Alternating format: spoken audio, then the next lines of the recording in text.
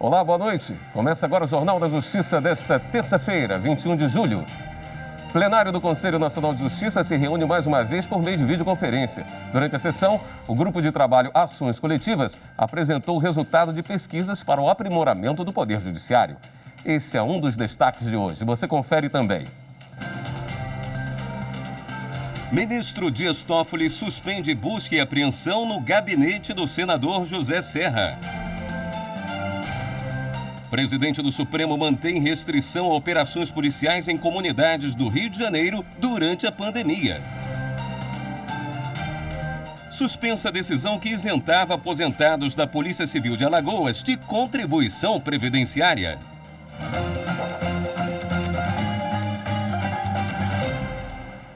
O presidente do Supremo concedeu liminar para suspender a ordem de busca e apreensão no gabinete do senador José Serra. O parlamentar é um dos alvos da Operação Paralelo 23, um desdobramento da Lava Jato. O senador José Serra é investigado por suposto Caixa 2 na campanha para o Senado em 2014. Segundo as investigações, o parlamentar teria recebido 5 milhões de reais de doações não registradas na Justiça Eleitoral. O dinheiro teria vindo de empresas da área de planos de saúde. Nesta terça-feira, na Operação Paralelo 23, a Justiça Eleitoral de São Paulo determinou o cumprimento de mandados de prisão temporária, busca e apreensão em 3 cidades do estado e em Brasília, além do bloqueio de contas bancárias de investigados. Os mandados de busca e apreensão foram cumpridos em endereços ligados ao senador em Brasília e em São Paulo. A decisão do ministro Dias Toffoli de suspender a busca e apreensão diz respeito ao gabinete de José Serra no Senado. Na decisão, o ministro disse que os crimes investigados não guardariam relação com a atual atividade parlamentar do senador José Serra e suspendeu a ordem judicial de busca e apreensão da primeira zona eleitoral de São Paulo nas dependências do Senado Federal, mais especificamente no gabinete do senador José Serra. O ministro Dias Toffoli concedeu a liminar a pedido da mesa do Senado, que argumentou que o Supremo já decidiu que cabe à Corte definir buscas na Casa Legislativa. De acordo com o Senado, a Justiça Eleitoral determinou a medida no gabinete do senador, onde estão guardados bens diretamente ligados à atividade parlamentar. O ministro Dias Toffoli negou o pedido da União contra a restrição a operações policiais em comunidades do Rio de Janeiro.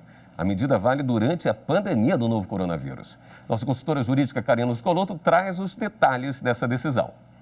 Olá, boa noite. Hoje eu venho com uma decisão direto da presidência do Supremo Tribunal Federal. O ministro Dias Toffoli negou o pedido feito pela União para suspender a eficácia da decisão do ministro Edson Fachin, que em junho, no início de junho deste ano, determinou a restrição da atuação policial nas comunidades do estado do Rio de Janeiro, exceto em situações absolutamente excepcionais. Nesses casos, deve ser justificada por escrito pela autoridade policial competente e ainda deve ser informado o Ministério Público do Estado do Rio de Janeiro, já que ele é quem tem o controle externo dessa atividade policial no âmbito do Estado. Segundo o ministro Dias Toffoli, o pedido de medida cautelar que foi apresentado nessa ADPF, nessa ação proposta pelo Partido Socialista Brasileiro, já teve o julgamento iniciado no âmbito virtual e com previsão de término para o início de agosto ainda deste ano. O julgamento já foi iniciado, a medida cautelar foi deferida, está de referendo do plenário, suspenso em razão de um pedido de vista do ministro Alexandre de Moraes, e o ministro Dias Toffoli entendeu que atender ao pedido da União neste momento seria temerário e que deveria ser aguardado a finalização desse julgamento, portanto. A Advocacia Geral da União alega na ação proposta que a proibição da atuação policial repercute de forma grave, não só no sistema de segurança pública do Estado, como, consequentemente, na Política Nacional de Segurança Pública e Defesa Pessoal. Essa ação foi proposta pelo Partido Socialista Brasileiro e que questiona justamente a condução da segurança pública no estado do Rio de Janeiro pelo governador Wilson Witzel. Segundo esse partido, há uma alegação de que o governador estimula o conflito armado e coloca em situação de grave violação diversos direitos fundamentais da população daquele estado. O presidente do Supremo Tribunal Federal suspendeu decisão que isentava aposentados da Polícia Civil de Alagoas de contribuição previdenciária. A medida levou em consideração caso semelhante ocorrido em São Paulo. Em Alagoas, o juiz estadual havia determinado ao governador que isentasse aposentados e pensionistas da Polícia Civil da contribuição previdenciária até o teto do regime geral da Previdência, nos termos do artigo 40, parágrafo 18 da Constituição, afastando assim a incidência de uma lei complementar de 2019. Essa lei, editada após a reforma da Previdência, ampliou a base de cálculo da contribuição previdenciária referente a valores recebidos acima do salário mínimo quando houver déficit. O governo de Alagoas recorreu ao Supremo para suspender a determinação. Afirmou que o regime próprio de previdência estadual tem déficit de 32 bilhões de reais. O Estado alegou ainda que enfrenta dificuldades financeiras e orçamentárias, especialmente em período de pandemia. Ao analisar o processo, o presidente do Supremo lembrou uma decisão tomada em situação semelhante referente ao Estado de São Paulo. Dias Toffoli considerou ainda o risco econômico, já que a decisão da Justiça de Alagoas apresenta grave risco de efeito multiplicador. O Conselho Nacional de Justiça realizou nesta terça-feira a 8ª sessão plenária por videoconferência desde o começo da pandemia do novo coronavírus em março deste ano. Na abertura da sessão, foram apresentados os resultados de pesquisas feitas pelo Grupo de Trabalho para Aprimoramento do Poder Judiciário. Na abertura da sessão, o presidente do Conselho Nacional de Justiça, ministro Dias Toffoli, destacou que o grupo de trabalho apresentou resultados em menos de um ano e que as propostas de aprimoramento do Poder Judiciário serão bem aplicadas. Que teve como objetivo apresentar propostas voltadas para o aprimoramento da atuação do Poder Judiciário nas ações de tutelas de direitos coletivos e difusos. O grupo de trabalho Ações Coletivas foi instituído em setembro do ano passado. A coordenadora, a ministra do STJ, Maria Isabel Galotti, destacou que as recomendações vão desde medidas administrativas até a implantação de novas tecnologias. Com o objetivo de aprimoramento do processamento, do julgamento e da efetividade dos processos coletivos, considerando preocupações concernentes ao incentivo das ações coletivas, ao incremento das soluções consensuais no âmbito coletivo, ao controle da litispendência, da conexão e da coisa julgada entre ações coletivas e individuais, bem como ao uso da inteligência artificial. Entre os itens julgados, foi analisado um ato normativo proposto pelo Conselho Nacional de Justiça para regulamentar regras para remoção e permanência de tabelião em local onde tomou posse do cargo. A relatora, a conselheira Maria Tereza, votou no sentido de aprovar o ato, visto que a regra deve ser aplicada em casos específicos de pessoas que passaram em concurso público e com exigência de provas de títulos. Pessoas que entraram por concurso, mediante concurso, na forma prevista na Constituição, no período entre 88 e 94, essas pessoas têm o direito de ter preservada a sua remoção, desde que a legislação estadual trate dessa matéria. A conselheira Ivana Farina abriu a divergência. Para ela, o texto do ato normativo deve ser revisto em razão de casos com o mesmo tema terem sido questionados no Supremo Tribunal Federal diante de leis estaduais e distrital, e votou para que a remoção ou permanência do tabelião seja avaliada caso a caso, voto que foi vencido. Por maioria, o Conselho Nacional de Justiça julgou que o ato normativo não deve ser publicado. E no próximo bloco, operação em Minas Gerais mira grupo suspeito de lavagem de dinheiro e evasão de divisas. Voltamos já.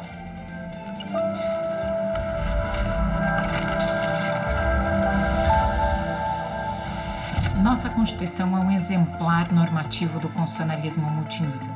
É um documento pautado pela força expansiva da Constituição.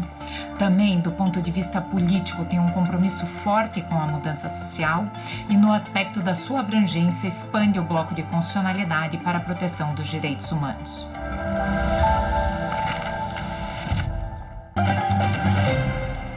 O Superior Tribunal de Justiça divulgou um balanço da produtividade da Corte desde que implementou o trabalho remoto há 4 meses como medida para evitar a disseminação do novo coronavírus. Os dados divulgados apontam que foram julgados mais de 233 mil processos no STJ desde o dia 16 de março, entre decisões monocráticas e colegiadas. Mais da metade delas, 179 mil, foram terminativas. As demais foram decisões interlocutórias ou despachos no curso do processo. Entre as classes processuais, as que mais tiveram decisões foram os recursos especiais, habeas corpus e agravos em recurso especial. Durante o trabalho remoto, o tribunal realizou 86 sessões virtuais para o julgamento de recursos internos. As sessões ordinárias de julgamento foram retomadas em maio por videoconferência, seguindo a instrução normativa do STJ para esse período de pandemia. E vale lembrar que até o dia 31 de julho, período em que os ministros estão de férias, os prazos normativos estão suspensos. A advogada investigada por fraude em precatórios consegue substituir prisão preventiva por domiciliar, mas não vai poder exercer a profissão. A decisão é do Superior Tribunal de Justiça. De acordo com o Ministério Público Federal, a advogada participou de esquema criminoso de pagamento de propinas para liberação de precatórios judiciais. Além de advogados, o esquema teria a participação de um magistrado e de servidores da Justiça Federal de São Paulo. A prisão foi determinada em junho deste ano pelo Tribunal Regional Federal da Terceira Região pelos supostos crimes de organização criminosa, corrupção passiva, lavagem de dinheiro, peculato, extorsão e prevaricação. No pedido de habeas corpus ao STJ, a defesa alega que a advogada idosa e portadora de hipertensão aguda grave está no grupo de risco do novo coronavírus. E também aponta que não houve fundamentação concreta que justificasse a prisão preventiva. O presidente do STJ, ministro João Otávio de Noronha, aceitou o pedido da defesa. Ele considerou que a advogada já foi investigada pela Polícia Federal e teve os bens apreendidos. Por isso, é desnecessária a prisão preventiva no momento. Entretanto, o ministro determinou que a advogada cumpra uma série de medidas cautelares, como a proibição de manter contato com os demais investigados, a suspensão do exercício da advocacia, inclusive com a entrega da carteira funcional à Justiça e o monitoramento eletrônico. O relator do habeas corpus na quinta turma será o ministro Joel Ilan Paciornik. Em Minas Gerais, a Polícia Federal, com apoio da Procuradoria-Geral da Fazenda Nacional, deflagrou hoje cedo a operação A Incomparável do Abaeté. O objetivo é combater lavagem de dinheiro e evasão de divisas. Foram cumpridos 5 mandados de busca e apreensão expedidos pela 4ª Vara da Justiça Federal em Belo Horizonte. Em um dos endereços, os policiais encontraram R$1 milhão escondidos em uma mala. As investigações começaram em 2018, quando foram identificados os principais sócios de uma empresa que importavam e exportavam diamantes e pedras preciosas de Patos de Minas, em Minas Gerais. Esses sócios teriam escondido um patrimônio obtido por meio ilícito e mantido os valores em outros países. Os envolvidos já respondem a ações fiscais por dívidas, podem cumprir até 16 anos de prisão se condenados pelos crimes de lavagem de dinheiro e evasão de divisas. Um processo contra uma empresária de São Paulo presa em Israel foi anulado por citação inválida. Ela estava detida fora do Brasil na data da citação e acabou condenada à revelia.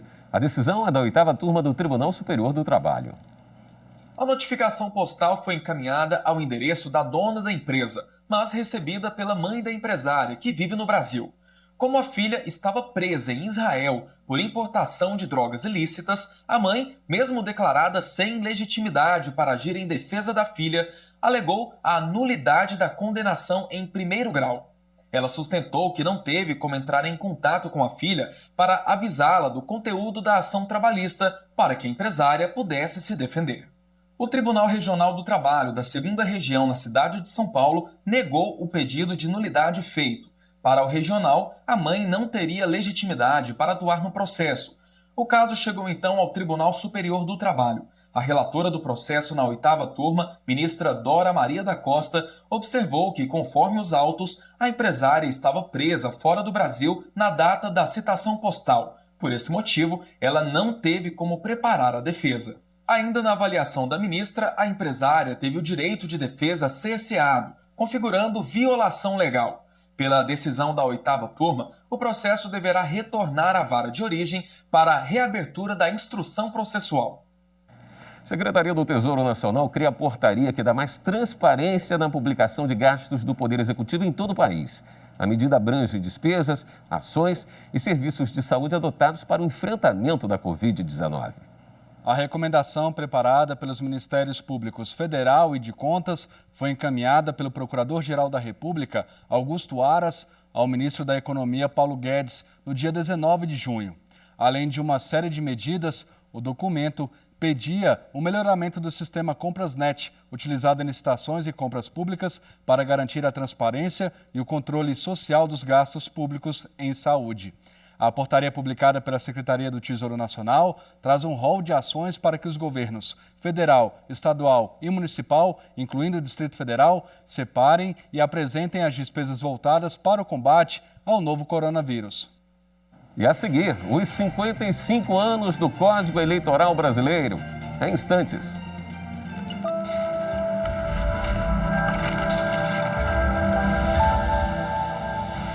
Quando se fala em força normativa da Constituição, o objetivo é se dar à norma constitucional a máxima efetividade possível. Além disso, a norma constitucional não deve apenas retratar a realidade fática de um determinado Estado ou nação, mas sim deve atuar para conformar essa realidade, de modo a dar concretude e substância aos desígnios do legislador constituinte.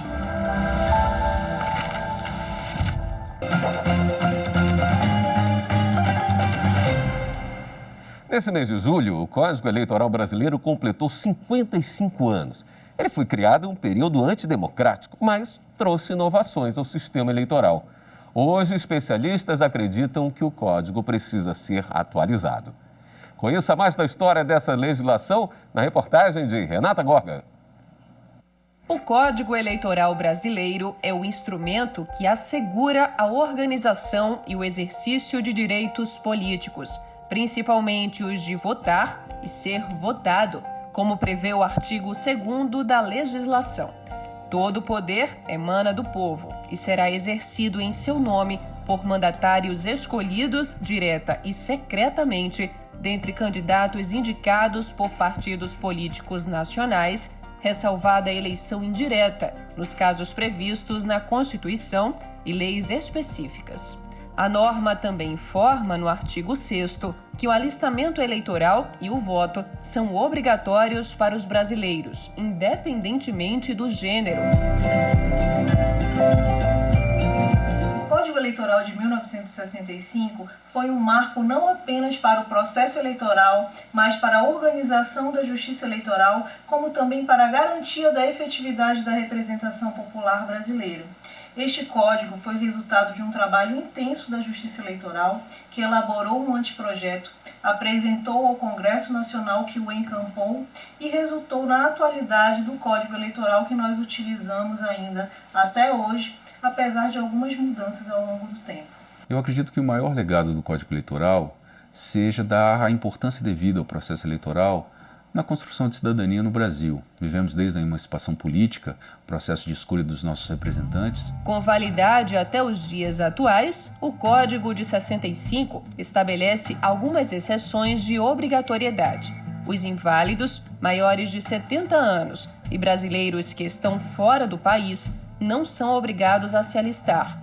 Já para as pessoas enfermas, as que estão fora do domicílio, assim como funcionários civis e militares que estejam em um serviço que os impossibilite de votar, não existe a obrigatoriedade do voto. O Código também cita quais são os órgãos que formam a Justiça Eleitoral, a composição e a competência de cada um deles. Ainda prevê, entre outros pontos, as regras sobre o registro de candidatos, dos atos preparatórios da votação, da eleição em si, do voto no exterior para os cargos de presidente e vice-presidente da República, das atribuições dos juízes eleitorais, que foram ampliadas, trata dos crimes eleitorais e estabelece garantias para que ninguém atrapalhe ou impeça o exercício do voto.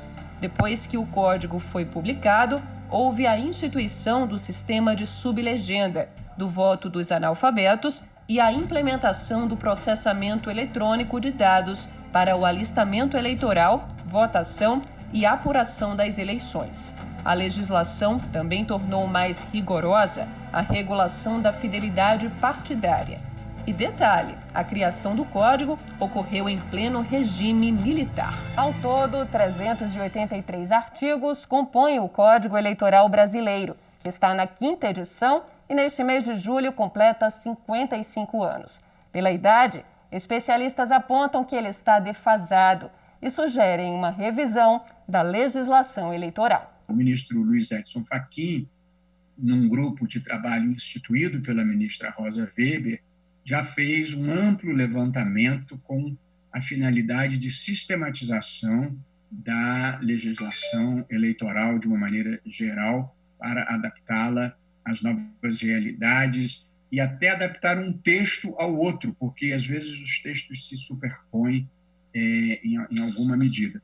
Portanto, eu acho que esse código prestou, como diz, serviços valiosos à justiça eleitoral brasileira, mas talvez esteja chegando a hora de uma sistematização e até para um debate que eu considero importante. Hoje em dia, ele denota algum tipo de exaurimento, né, da sua capacidade institucional. Há quem sustente que deveria vir à baila um código completo, inclusive trabalhando não só a temática que existe no código atual, mas também nas leis esparsas, né? Me refiro especificamente à lei das eleições, à lei de inelegibilidades, dentre outras. Então, há quem sustente que o novo código deveria zelar, né, por um programa integral de legislação eleitoral, e há quem sustente que não, que seriam alguns desafios pontuais, algumas modernizações, a inclusão, por exemplo, de um sistema de execução, um diálogo um pouco mais fértil com a processualidade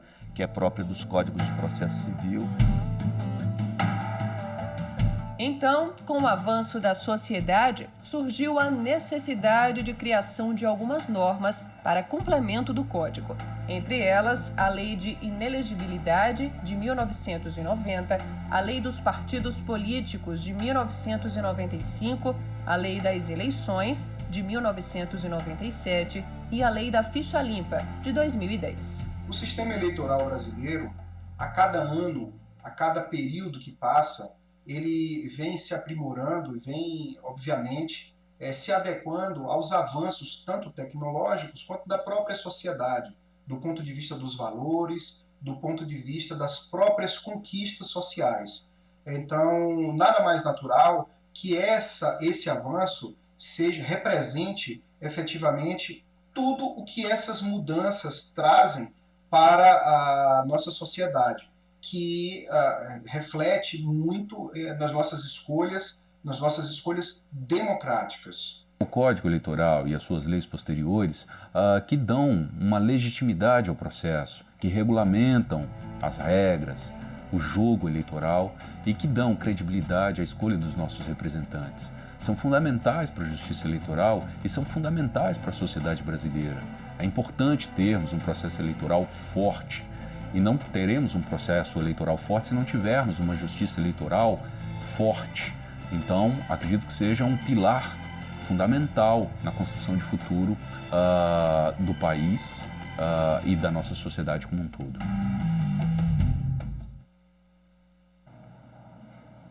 Esta edição do Jornal da Justiça fica por aqui. Para você, uma boa noite. Até amanhã.